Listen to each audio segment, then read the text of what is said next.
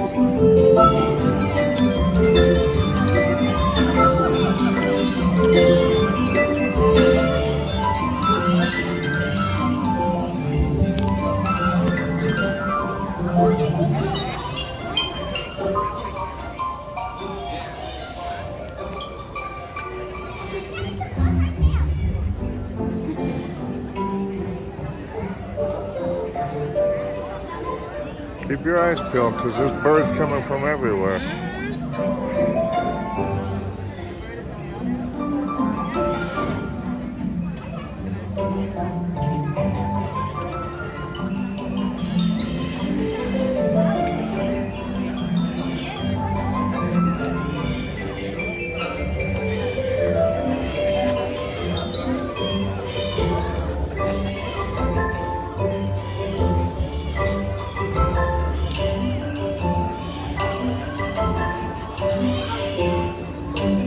Good afternoon, everyone! Good morning. Good morning. Oh yeah, it's morning, isn't it? I don't know what time it is. Welcome to the United Port Theater. My name's Corey. That is Kirk. And my name is Adam. And this Kirk is a Kia from New Zealand. He's very talented, isn't he? Such an amazing bird. Good job, but yeah, it's the rest that way. This way. You want to not out there into the... You did really Right over here. Woo, look at him run. Super fast. How are we doing? Yeah, perfect start to the show. Everything going wrong. That's kind of what it's like at the bird show. There he goes. Kirkia. Oh my goodness. You know what? Birds like that have been inspiring people here for over 20 years. In fact, there's been a bird show here pretty much every single day since the park opened in 1998. That is so true. And this is our favorite part of every day too, right? I mean, we get to share awesome birds with you guys. And we get to talk about cool stuff. Like these two birds flying in right here. They're both Rosie and Spoonbills, named Troy and Abed. Yeah, Rosie and Spoonbills, native of Florida here. They get their name because of that spoon-shaped beak. They use that to dig around in the water and mud, looking for insects and crustaceans to eat. In fact, all the crustaceans they're eating, that's what provides the pink color in their feathers. Right, okay, so the important takeaway here is that these are two pink birds. They have spoons on their face because nature is awesome. But it does get to demonstrate that many animals have some really cool and unique adaptations that seem weird, but they help them to survive, right? Yeah, absolutely. And Adam and I are part of a whole team of people who get to come out here, share these amazing birds and those adaptations, just like this one right here. This right here is Miles. Miles is called a trumpeter hornbill. Trumpeter hornbills live in the forests of Africa. They're built for this fast, maneuverable flying. In fact, that big long tail, it works just like a rudder to help them dive in and around all of those tree limbs. Right, and that's really cool, but it'd be cooler if they could see it up close. Like see what that Flying through trees? Yeah, so we don't have any trees. But there are lots of people here, so I was thinking like, why don't we just see if like two people would make a hoop? Then they'll be the trees, and then we'll see if Miles will fly through the hoop. That I think will work. I think that's a great idea. Let's try it. Okay, two people who want to be trees. Okay, right here in the center, like I'm pretty sure it's got an octopus on it. And then also right next to you. Yeah, so work together to make it. So you stay right here. Yeah, I mean 2020 happened, now everything's delivered, even birds. Okay, so make a hoop with your arms like this, and then Adam, you and trees. Could you like help us? Can we try that? We can try it if Miles is Okay. Yeah, Miles is sitting in the sun there. All right, I think Miles is ready now. Let's see what you want to do. There we are. All right. Excellent work. Thank you so much. Nice job. We should get some more people in on that. Can I pick? Yeah, I think so. Who else wants to help? Yeah, who wants to help us? Who else wants to help us out? All right, so how about this? In the black and the red, and then back there in the pink and like navy black, I can't tell what. Yes, you have your hand up with the white thing on your hand. There you go. Yeah, stand up right there. We're gonna do two hoops. We're gonna see how this works. Okay. So go ahead and make that second set of hoops. Miles is gonna make his way over, yeah, and into the center and gonna get a great look. All right, let's see what he wants to do. Coming from the back. There we go. Okay, we got 1, 2. All right. Thank you so much. Nice. Yeah, you know what? These birds, they need to be fast and maneuverable like that. One of their favorite things to eat, flying insects. They'll catch them right out of the air. Right, and that's really awesome, and you want to see what that looks like too, right? Yeah, so we're going to show them that too. Like, again, Adam, no flying insects, but do you have, I hope you have a plan. Not really. But that's okay, because I've got this thing, which is kind of cool. It's a rocket launcher. It's a rocket launcher. Kind of neat. Bought it last night. Pretty nice, huh? But you see, with an easy modification, this becomes a grape launcher. We're gonna launch a grape. Yeah. And I need somebody who might want to help out. Yeah, right here in the white shirt. Would you like to help? Come on down. Round of applause for our volunteer. Okay, this is gonna be cool because trumpeter hornbills don't eat just insects. That is absolutely correct. They actually really like fruit. So one of her favorite treats, or Miles' favorite treats, are grapes. So I've got a grape for our launcher. What we're gonna do is Corey will count down from 3, and we'll all of us will all count down. When we get to 1, Okay. that's where you come in. You're gonna stomp on that yellow thing as hard as you can, but we're gonna launch this grape into outer space, and I'm 70% sure it's gonna work. Are you ready? Are you ready? Yeah, I'm ready. Miles, are you ready? Yes. Okay, countdown for liftoff in 3, 2, 1. He got it! Round of applause for our Rocketeer. He nailed it. I'm impressed. That works better than I thought it would. Yeah, me too. I destroyed 3 things in my kitchen last night with it. Anyway, well, Miles, that was an excellent catch. Thank you so much. You remember where you're headed? Yes, the door right there, just like that. Miles, our trumpeter hornbill.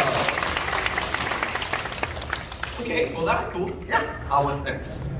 How about this? How about we meet another hornbill? Great idea. We could do another hoop because no one over here got to do it. Okay, yeah, but this is a Right? different. Yeah. You guys want to do another hoop with a hornbill? See, there's different. No, Yeah. See, look at the hornbill. Sorry, you can't disappoint that we're gonna need a larger hoop.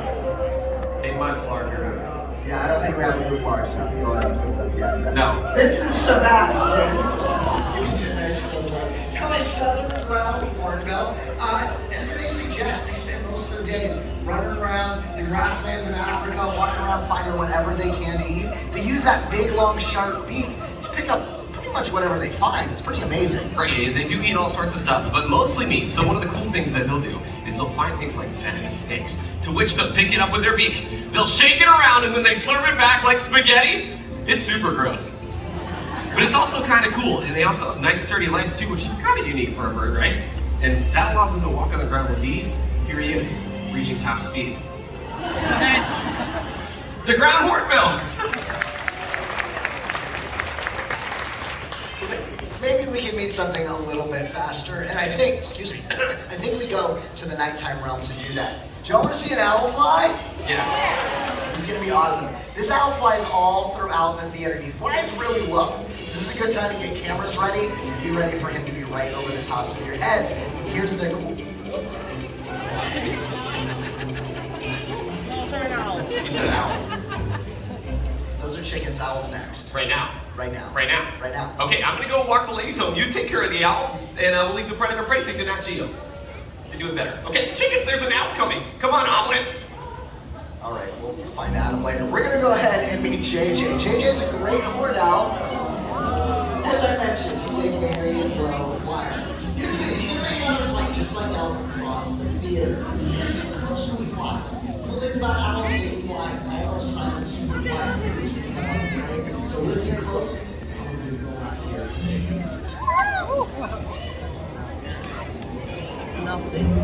I love that flight every single time.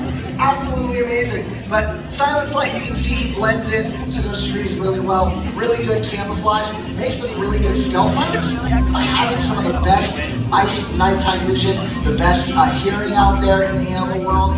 It makes them really successful hunters. All right, JJ, you want to make your way up here? There we go. So good. You are doing amazing, my friend. Thank you so much. Remember where you're going? Yeah, it's this window right here. Earth to JJ. Anything there? You're still staring over in that direction. I just stare into the sunlight. Yeah.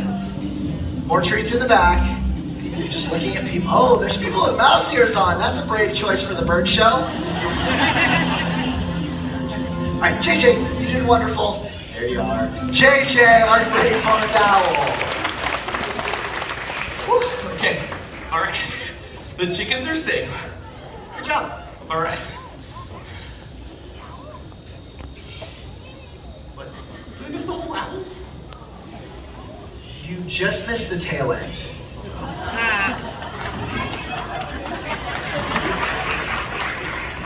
I'm so sorry for his behavior. You did tell them like cool owl facts and not just bad jokes, right? Yes, I did. I did a lot of the cool things. Here's the thing. All of that comes together that owls are incredible hunters and really beneficial to have around. An owl that size can eat around 1,000 mice in a single year. And actually, that's great because we had a horrendous rat problem. I mean, it was very, very bad. I mean, I think I know it was on the internet. Yeah, see, how was that guy? That was here. The rats were all over the place. But here's the thing. Rats move, or owls move in, rats move out. Right, so I think it's safe to say the rat problem's behind this. Is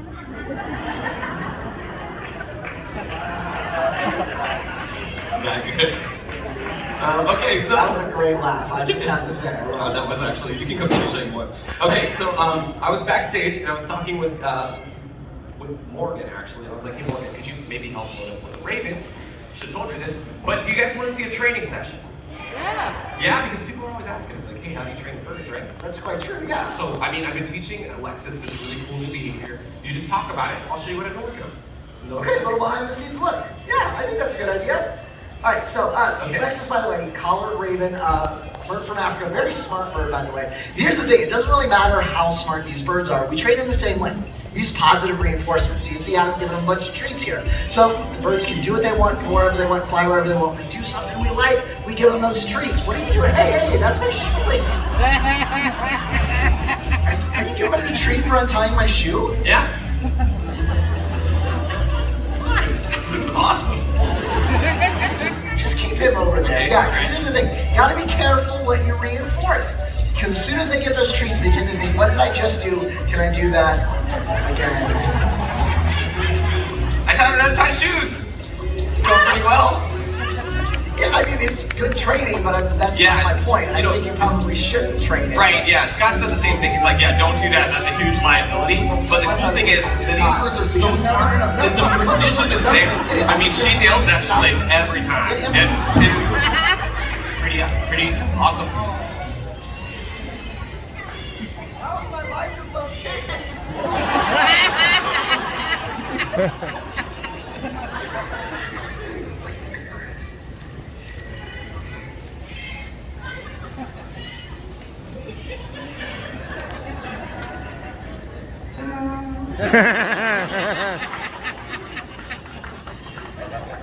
I think your shoe's untied. Wait. Richard, two things. First of all, sorry. So second of all, we got a backup headset, right? So I'll just go get it, or we'll have somebody bring it out and you don't have to leave. Yeah, it'd be weird if you had to leave though, so it'd be better if you just stayed. I'm not really done this. Okay, bye. Hello. Bird show, huh? It's real cool. Okay. Do you like magic? Yeah. Yeah? Great. Me too. So that's good. Would you like to meet a parrot? Yeah, okay, that's a better idea. Okay. Hey guys. Hello. Hey, TJ. Hey, could you maybe stop whatever you're doing and bring out like Groucho or Keto as fast as humanly possible? Yeah? Okay, you're the man. Okay, in just a second, one of the trainers from backstage, TJ, he's a good guy, is gonna bring out this awesome parrot. But, have you heard of parrots that can talk before? Yeah, okay, so that's an ability. It's called mimicry. It's where animals can copy sounds they hear in their environment. And it's cool because parrots in the wild, they live in a social group, in a flock, right? So they start to copy the sounds that other parrots make, and that's how they learn to communicate with one another. And that's awesome because we as humans, we do the same thing. We listen to the sounds other humans make, we copy them, and we learn to communicate. So this is Keto, one of the best mimicking parrots on the planet. And this is TJ. Hey, TJ. Take a bow. Thank you very much. TJ, you're the man. I really appreciate it. Okay. I'm gonna turn this on. And then Keto, would you give everyone out here a great big greeting? It was a little one. So I will tell you what kind of parrot Keto is. But she can do that, and it's way cuter when she does it. So this is Keto, and she's a double yellow-headed Amazon parrot.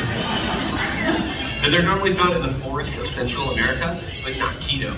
She's grown up around people her whole life, so she's learned a ton of different things, including some animal sounds. Would you like to hear them? Yeah. Okay, the first one is the big, scary tiger.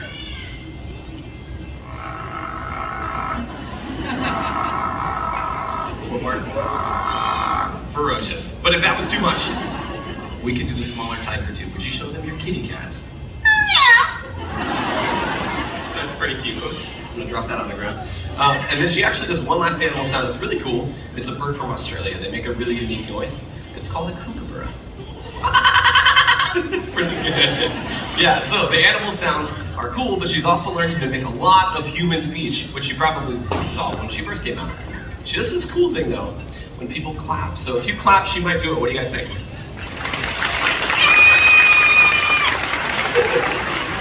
It's kind of goofy. And actually, she can take all of that mimicry to the next level. And she does like this thing. You know what? Let's just let her do it. How about that? You ready? Let's sing.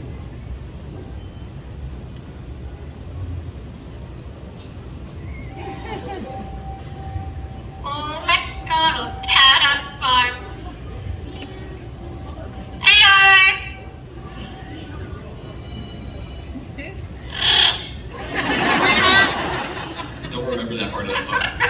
You ready? Let's sing.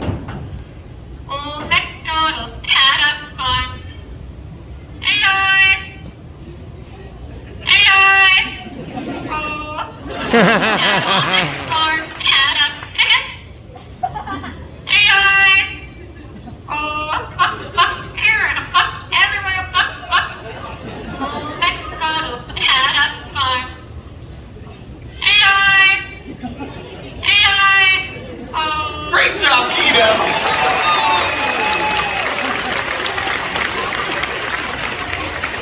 Really awesome. And the coolest thing is that that's different every time.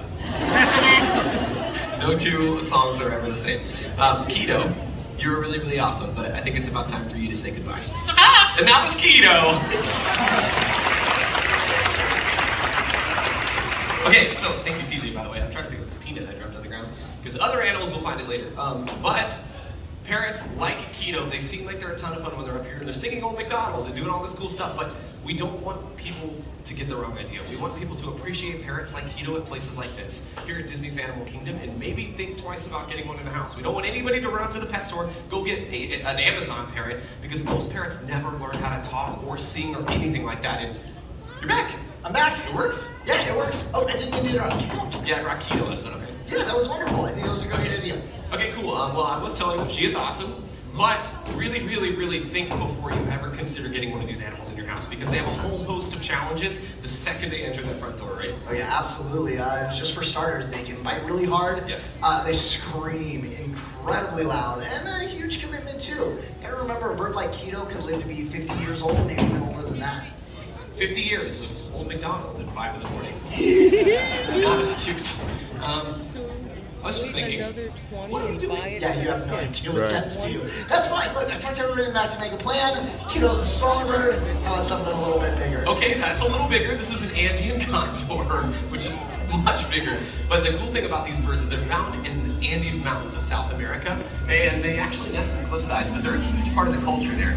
What makes them super special though is their size, right? Oh yeah, 10-foot wingspan on these birds. Want to show that off? Makes them the largest member of the vulture family. And you know, vultures, they are incredibly important because of what they eat, which is what? Carrion. Dead stuff, carrion, because animals that die in the wild. Vulture like this comes along, cleans up the mess. It will even stop the spread of disease. So cool. It is so cool. So we kind of call them like nature's recyclers. And if we all did just a little bit more recycling, the earth would be a much cleaner place. But the sad thing is they're disappearing at alarming rates. Hey, they're back. They're back. Okay, cool. So one of my favorite things that this guy does though, is actually, I'll give you the instant replay. It's when he runs on the ground. Ready? Check it out. Ozzy the Indian Condor. That was good. I mean, they got to see a comparison. Are we good now? I think we're back on track. I should have given everybody time to get Okay. back in place. Our next bird, really cool African bird flying right there. This right here, this is our ground crane. Everyone, I'd like you to meet Fraser. Fraser Crane. That got exactly what he deserved.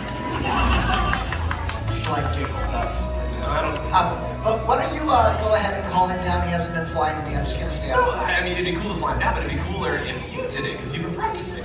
We're practicing, but it hasn't been working. I mean, we haven't really tried it out here. Yesterday was good. I mean, you've had it on the It's a very different scenario. It's been going well. What do you think, Shikori? Feed the crane?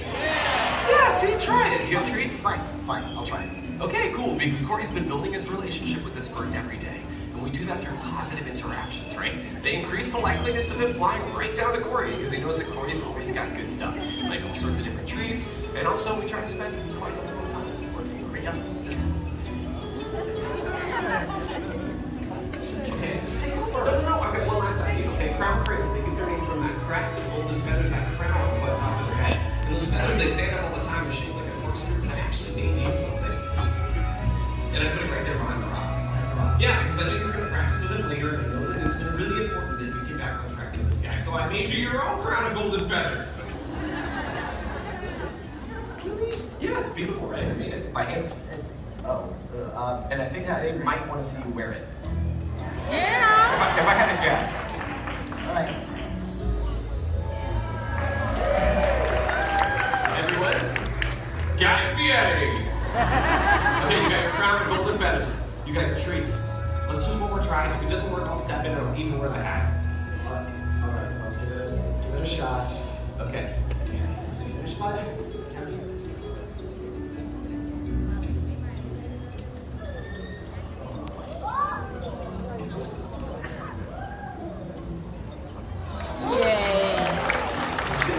You did it. Hold on. Did you really think it was the hat? Oh no, not at all. That was for us.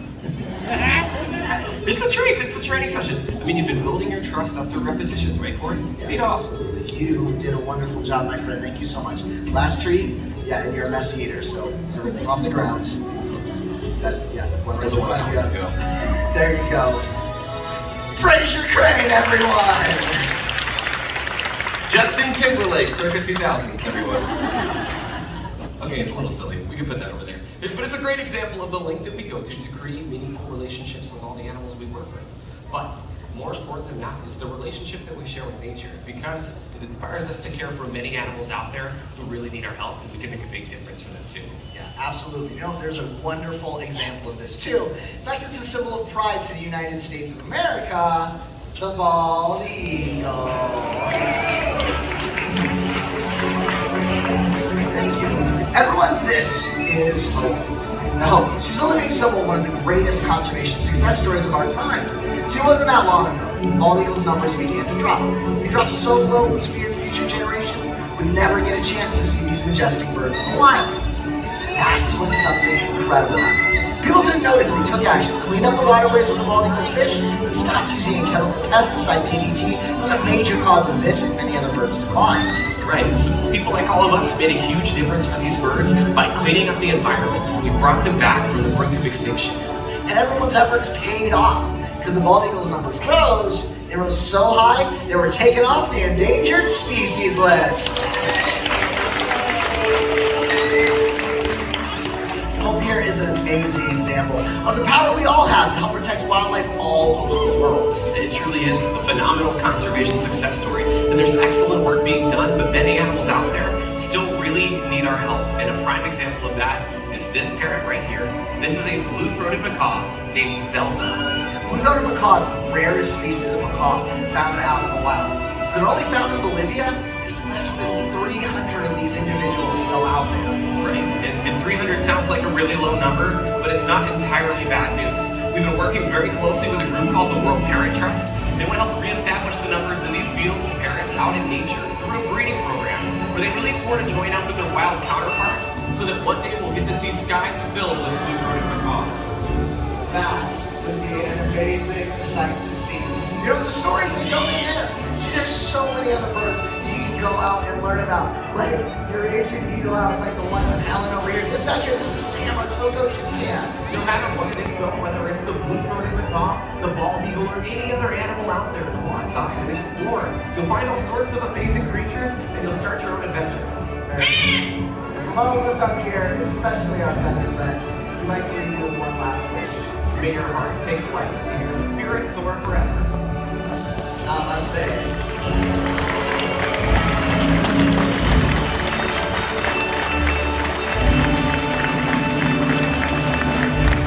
Thank you all so much. You guys have been really awesome, and we hope that you enjoy the rest of your day at Disney's Animal Kingdom. Bye, everyone.